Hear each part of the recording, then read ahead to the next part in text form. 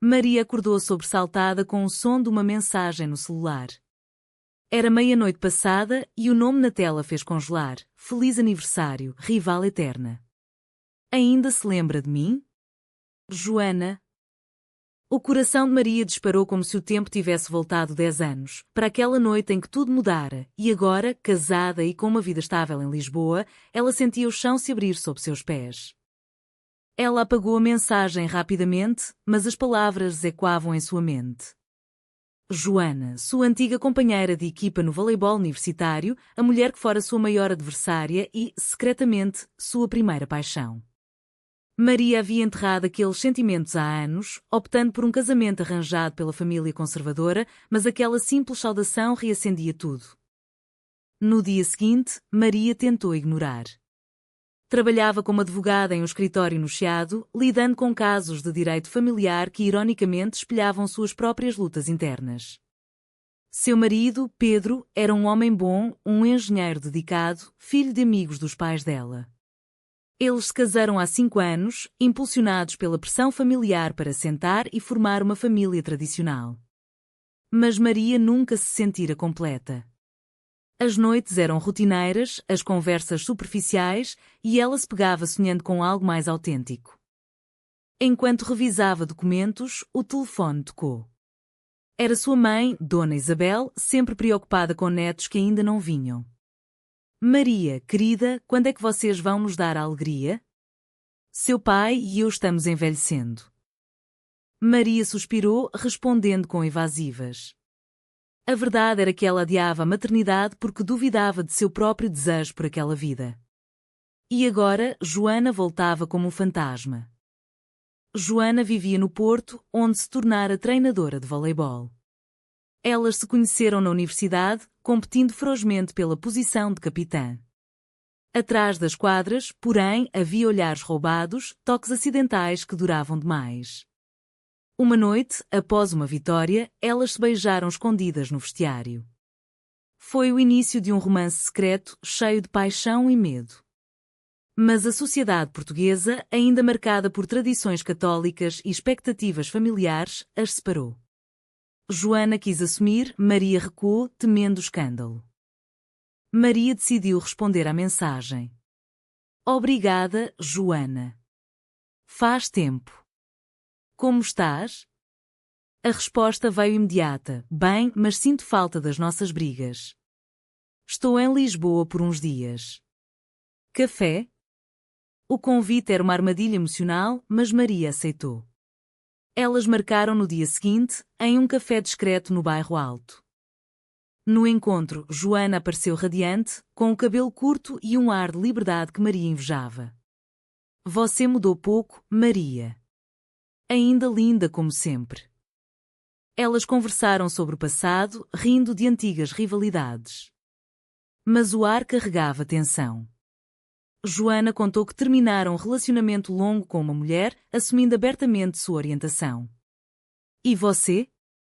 Feliz no casamento?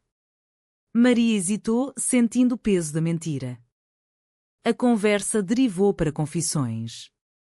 Joana admitiu que nunca superara Maria, que a mensagem de aniversário era um pretexto para reconectar. Maria sentiu um aperto no peito. Eu casei para agradar a família, Joana. Mas...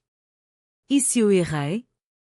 Pela primeira vez em anos, ela verbalizava o conflito interno que a consumia, o dever filial versus a autenticidade pessoal.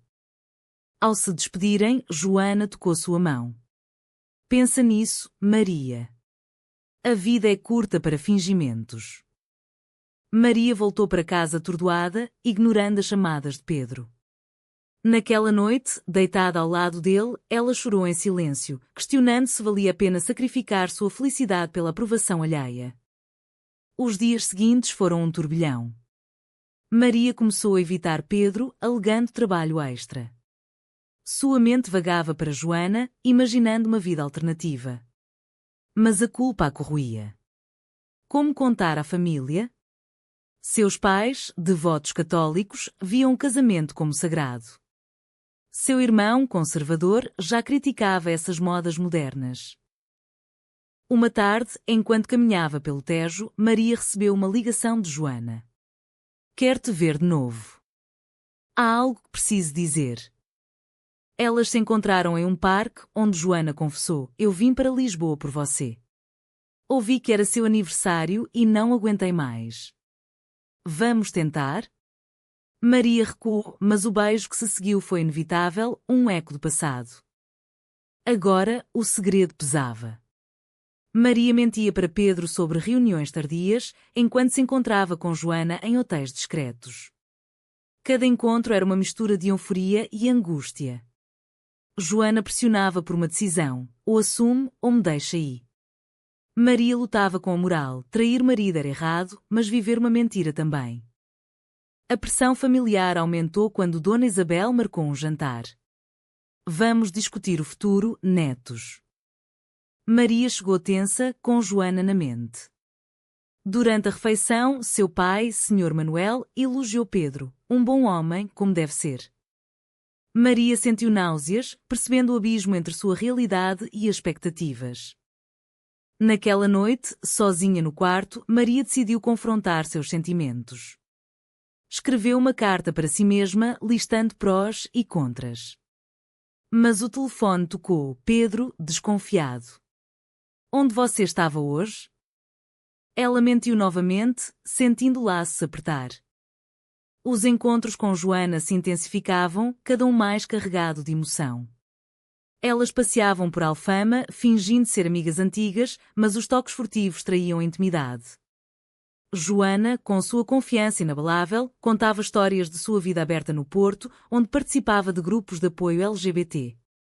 Lá, as pessoas entendem. Aqui em Lisboa, ainda é um tabu para muitos. Maria invejava essa liberdade. Em casa, Pedro notava sua distração. O que se passa, amor? Você parece distante. Ela atribuía ao estresse do trabalho, mas a culpa a devorava.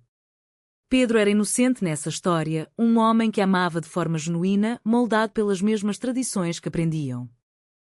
Uma noite, após um encontro apaixonado, Maria voltou tarde. Pedro a esperava acordado. Cheiras a perfume estranho. O confronto foi inevitável. Maria negou, mas as lágrimas a traíram.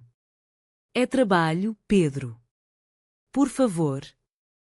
Ele acreditou, por enquanto, mas a semente da dúvida foi plantada. No escritório, Maria lidava com um caso de divórcio contencioso, onde uma mulher lutava pela custódia dos filhos após assumir sua homossexualidade. O juiz, conservador, questionava sua aptidão moral. Maria defendia com fervor, projetando sua própria luta. Senhor juiz, amar não é crime. É direito humano. Ganhou o caso, mas saiu exausta, questionando sua hipocrisia. Joana, impaciente, marcou um ultimato. Ou conta a ele, ou acaba aqui. Elas se encontraram em um mirador com vista para o castelo de São Jorge. O pôr do sol tingia o céu de laranja, contrastando com a tensão. Maria chorou: minha família me deserdaria. Perderia tudo. Joana rebateu: e o que ganha vivendo uma mentira? Eu te amo, Maria, mas não posso ser segredo. A decisão pesava. Maria lembrou da infância em uma vila no Alentejo, onde os pais a educaram com valores rígidos. Casamento é para sempre, diziam. Mas, e a felicidade? Ela pesquisou discretamente sobre direitos LGBT em Portugal, sabendo que o casamento igualitário era lei desde 2010, mas a aceitação social variava. Um dia, sua mãe a visitou inesperadamente. Vi você no chiado com uma mulher. Quem era? Maria gelou. Uma amiga velha, mãe. Dona Isabel franziu a testa. Cuidado, filha. Há boatos ruins por aí. O comentário inocente acendeu o pânico. E se descobrissem? Pedro, cada vez mais distante, sugeriu terapia de casal. Para nos reconectarmos. Maria aceitou, mas na sessão mentiu sobre seus sentimentos. O terapeuta notou: há algo não dito aqui. Ela saiu frustrada, correndo para Joana. Em um hotel, elas discutiram. Joana, estou cansada de esconder. Quero uma vida real. Maria, dê-me tempo. Mas o tempo corria contra elas. Joana recebeu uma oferta de trabalho em Espanha, uma chance de recomeçar. Vou se você não decidir. Maria enfrentou um dilema moral. Trair Pedro era imoral, mas negar sua identidade também.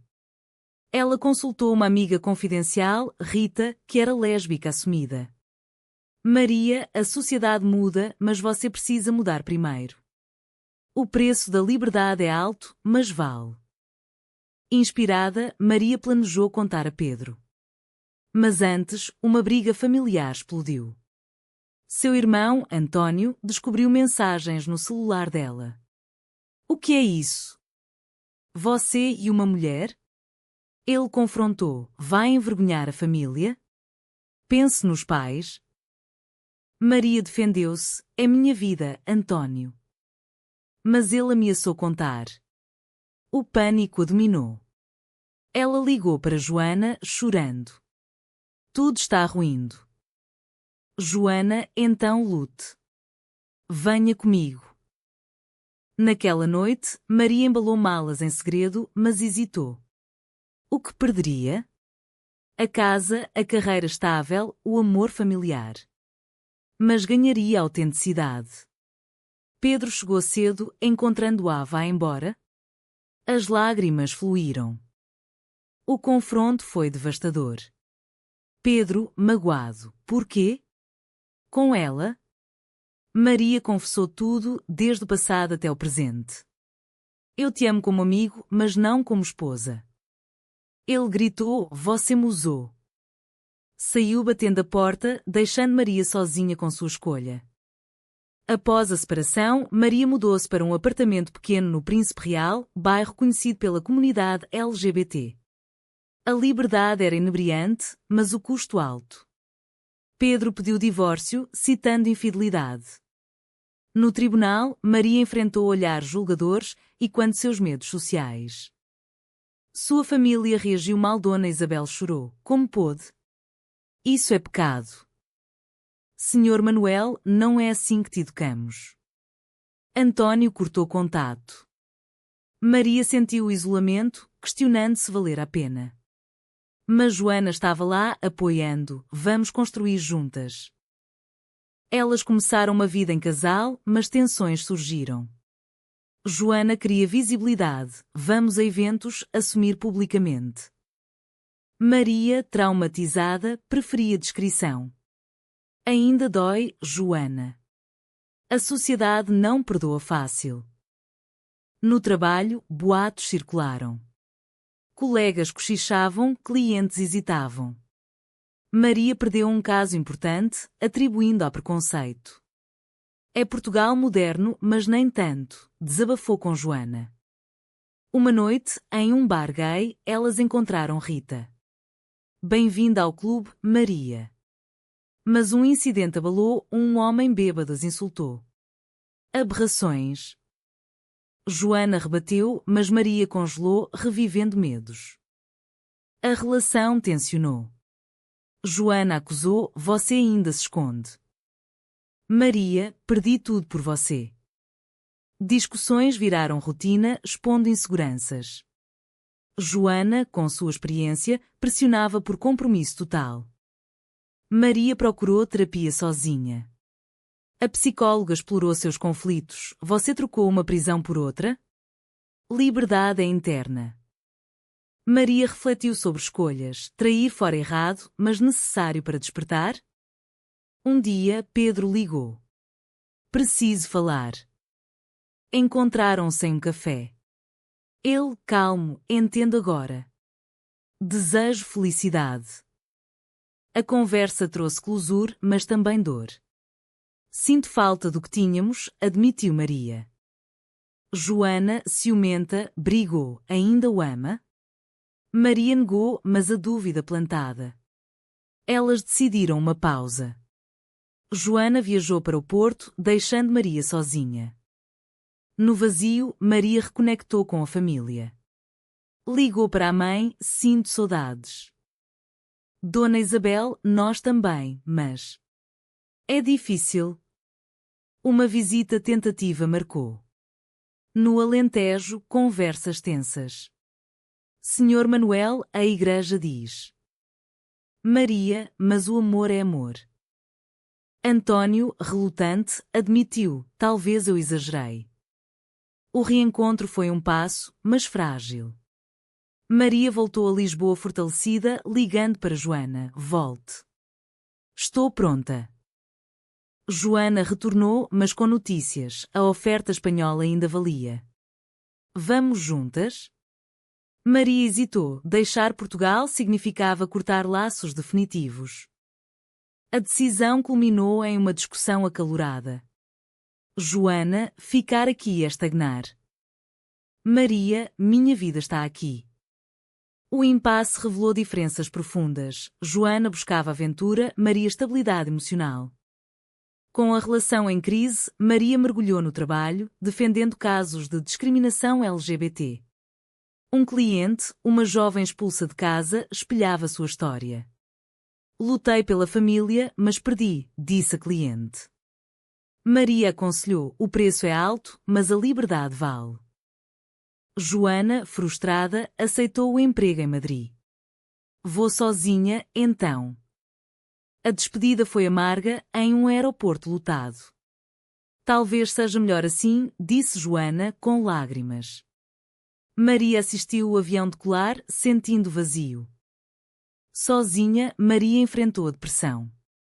Amigos como Rita ajudaram, você despertou. Agora viva. Ela joined grupos de apoio, compartilhando sua jornada. Traí, menti, mas aprendi. A família suavizou. Dona Isabel visitou, não entendo, mas te amo. Conversas profundas curaram feridas. Senhor Manuel, talvez Deus perdoe. Antônio pediu desculpas, fui ignorante. Pedro seguiu em frente, namorando outra. Encontraram-se por acaso, fico feliz por você. O alívio veio. Mas Joana ligava esporadicamente, sinto falta. Maria, eu também.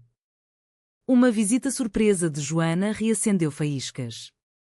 Madrid é solitária sem você. Elas tentaram reconciliar, mas distâncias geográficas e emocionais persistiam. Joana, volte comigo. Maria, não posso abandonar tudo de novo. O clímax veio em uma festa familiar. Maria levou uma amiga, mas boatos sobre Joana circularam. Antônio confrontou, ainda com ela? Maria assumiu, sim, e daí? A família debateu, expondo preconceitos. Dona Isabel defendeu, é minha filha. O momento marcou uma virada, aceitação relutante. Joana, ouvindo, voltou definitivamente. Escolhe você sobre o emprego. Elas recomeçaram, mais maduras. Mas desafios continuaram. Sociedade portuguesa, apesar de progressos, ainda julgava. Em eventos públicos, olhares hostis. Maria lutou por advocacy, tornando-se voz para outros.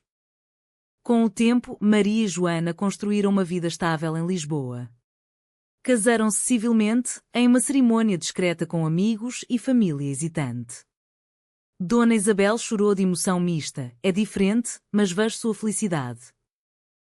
Profissionalmente, Maria abriu um escritório especializado em direitos LGBT, ajudando outros a navegar conflitos semelhantes.